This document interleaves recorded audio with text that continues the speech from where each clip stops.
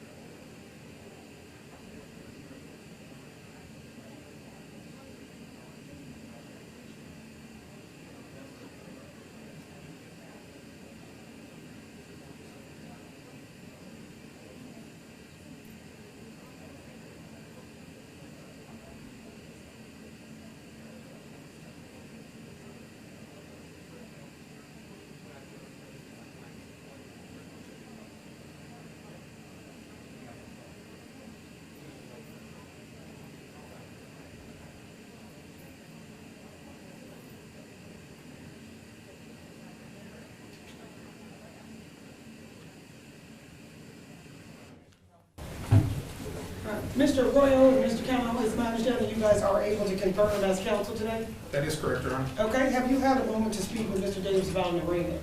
We did, Your Honor, this morning. Okay, are you prepared to go forward with the arraignment? Yes, today, Mr. Okay, Davis. before we get to that, we have one thing. Are you guys taking this to death review? We are not. And, okay, the state is not going to death review on this, so are you prepared? Yes. Okay? Excuse me. Yes, Mr. What Davis. does that mean? Okay, I'm asking, in every murder case, in every first-degree murder case, I have to ask the state if they are going to commit to a committee to try to seek the death penalty. I just asked them that and they said no. Okay. Does that make sense? Okay. Okay, so in light of that, Mr. Davis, sir, what is your full name? Dwayne Keith Davis. How old are you? I'm 60. How far did you go in school? I did like a year in college. Okay, I'm sorry, what was the last thing you said? UCLA. Do you read, write, and understand the English language? Yes, ma'am. Sir, are you currently under the influence of any drugs, medication, or alcoholic beverages at this time? No, ma'am. Do you understand the proceedings that are happening here today? Yes, ma'am. Sir, are you familiar with the one charge that you're facing? Yes, ma'am. Do you understand that charge? Yes, ma'am. As to that charge, how do you plead, guilty or not guilty? Not guilty. Sir, you have the right to have a jury trial set within 60 days. Would you like to invoke or waive that right? Wait. Okay? This case is going to be assigned to Department 2. This case is going to have a status check trial setting in Department 2. That date is? November 7th at 9 a.m. Thank you, Your Honor. Okay? Thank you. Yes, sir.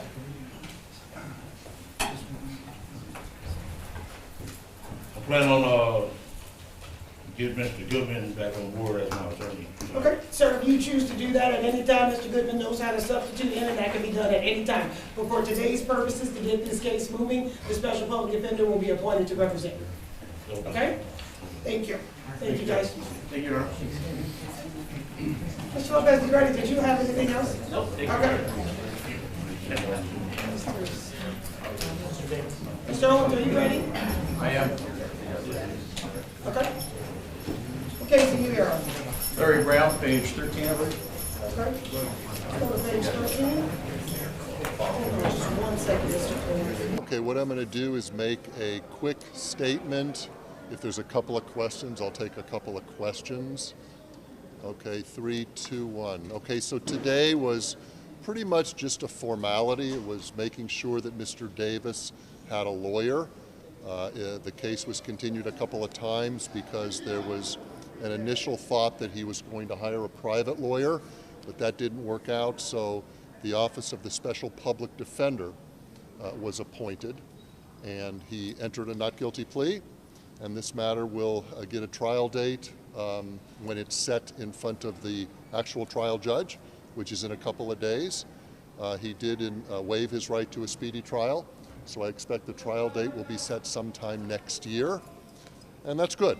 I think everybody wants this case to proceed through the criminal justice system. The prosecution certainly, and certainly Mr. Davis will have his opportunity to present whatever evidence he wishes to, and that's the way the criminal justice cases proceed through the criminal justice system. Mr. District Attorney, we heard the newly appointed defenders speak for Mr. Davis, say there would be no death penalty in this case. That's a decision you make, isn't it? It is a decision, and this is a case that I and the committee discuss, and we determined that this was not the kind of case that should proceed with the seeking of the death penalty. Will you share with us what the thinking is on that? The thinking is that every case is unique, and this is a case where we didn't feel it was appropriate to seek the death penalty. There was comments from attorney speaking for Mr. Davis last time, spoke about weaknesses in the prosecution case. In particular, no car, no gun, no witnesses from 27 years ago. Do you want to respond to that? You know, there's always two perspectives in every single case. There's the perspective from the prosecution and there's the perspective from the defense. That's why we have a criminal justice system. That's why we have jury trials, so that both sides can present their sides of the story. That's why we have a jury system, and a jury will decide the ultimate outcome. Have you spoken with your team about how this could potentially look at with the trial, with using his statements against him? Well, of course. I discuss with my team all aspects of the case, the strengths and weaknesses, the types of evidence, so of course I've spoken with them. What does that look like right now? You know, I'm not going to get into the minutia of the evidence right now. It's been discussed in the media. Everybody knows that Mr. Davis has made certain statements over the last few years in different forms. That is part of the presentation by the prosecution. But again, Mr. Davis has his right to his day in court, and we look forward to that day in court. Okay, that's it. Thank you.